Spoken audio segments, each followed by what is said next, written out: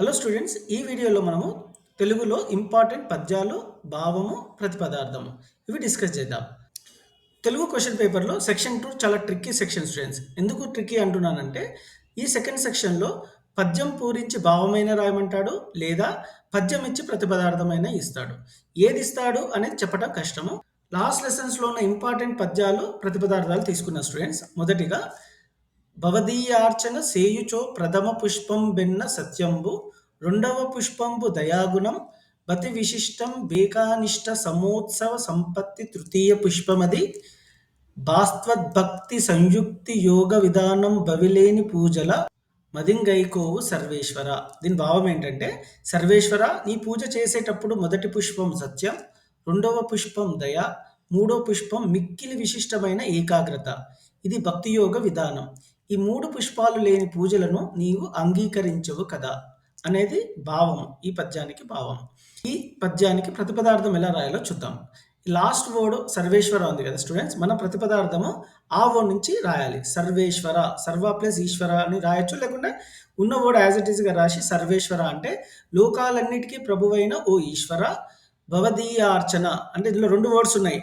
భవదీయ అంటే నీ యొక్క అర్చన, అర్చన అంటే పూజ, చేయుచో చేయుచు చేసేటప్పుడు.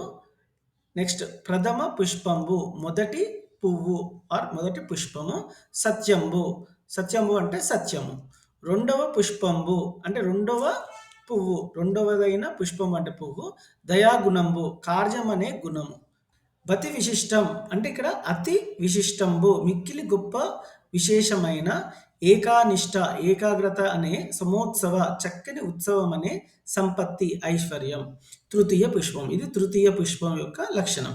అది ఆ విధంగా మూడు పువ్వులు సమర్పించడం, భాస్వత్ ప్రకాశించే భక్తి యోగ విధానంబు భక్తితో కూడిన పద్ధతి.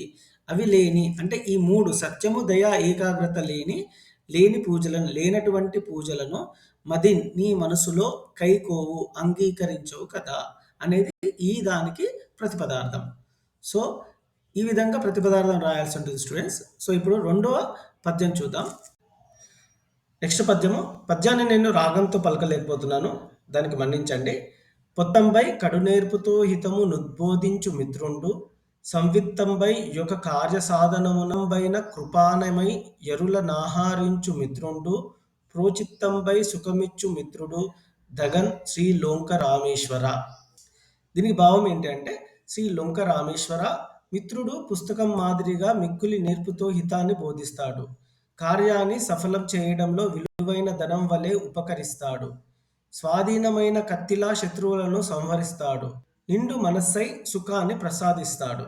ఇప్పుడు ప్రతిపదార్థం చూద్దాము. ప్రతిపదార్థంలో లాస్ట్ వర్డ్ మనం ఇక్కడ స్టార్టింగ్లో రాయాల్సి ఉంటుంది. ప్రతిపదార్థంలో శ్రీ లొంక రామేశ్వర, ఈ లొంక రామేశ్వరని మూడు పదాలుగా రాయాలి. శ్రీ అంటే వెన్నగల, లొంక లొంకలో వెలిసిన రామేశ్వర ఓ రామేశ్వర స్వామి, మిత్రుండు స్నేహితుడు, పొత్తంబై మొదటి పదము ఇక్కడ రాయాల్సి ఉంటుంది. పొత్తంబై అంటే పుస్తకము వంటివాడు, మిత్రుడు పుస్తకం వంటివాడు, కడున్ మిక్కిలి, నేర్పుతో, హితమున్ మంచిని అంటే మేలు చేకూర్చు దానిని, ఉద్బోధించున్ బోధిస్తాడు, మిత్రుండు స్నేహితుడు, సంవిత్తంబై విలువైన ధనమై, ఒక కార్య సాధమునన్ ఒక కార్యాన్ని సాధించే పనిలో వెల్గుందున్ ప్రకాశిస్తాడు, స్వాయత్తంబైన తనకు స్వాధీనమైన, కృపానమై ఖడ్గము వంటివాడు, అరులన్ శత్రువులను, ఆహారించున్ ఆరగిస్తాడు అంటే సంహరిస్తాడు, మిత్రుడు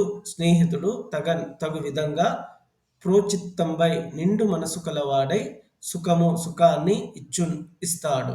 ఊరూరం జనులెల్ల భిక్షమిడిరో యుండం గుహల్ గల్గవో చీరానీకము వీధులం దొరకదో శీతామృత స్వచ్ఛవా పూరం బేరుల బారదో తపసులం బ్రోవంగ నీ ఓపవో చేరం బోవుదురేల రాజుల జనుల్ శ్రీకాళహస్తీశ్వర. దీని అర్థం ఏంటంటే స్టూడెంట్స్, శ్రీకాళహస్తీశ్వర తినటానికి అడిగితే ఎవరైనా ఇంత భిక్షం పెడతారు, నివసించడానికి గుహలున్నాయి, వస్త్రాలు వీధుల్లో దొరుకుతాయి, తాగడానికి నదుల్లో చల్లని అమృతం వంటి స్వచ్ఛమైన నీరు దొరుకుతుంది, తాపసులను కాపాడటానికి నీ ఉన్నావు, అయినా ఈ ప్రజలు రాజులను ఎందుకు ఆశ్రయిస్తారో తెలియదు అనేది ఈ పద్యానికి భావం. ఇప్పుడు ఈ పద్యానికి ప్రతిపదార్థం ఎలా రాయాలో చూస్తాం. సో, మనకి ఇక్కడ లాస్ట్ వర్డ్ శ్రీకాళహస్తీశ్వర ఏదైతుందో అది ప్రతిపదార్థంలో మొదటి వర్డ్‌గా రాయాలి.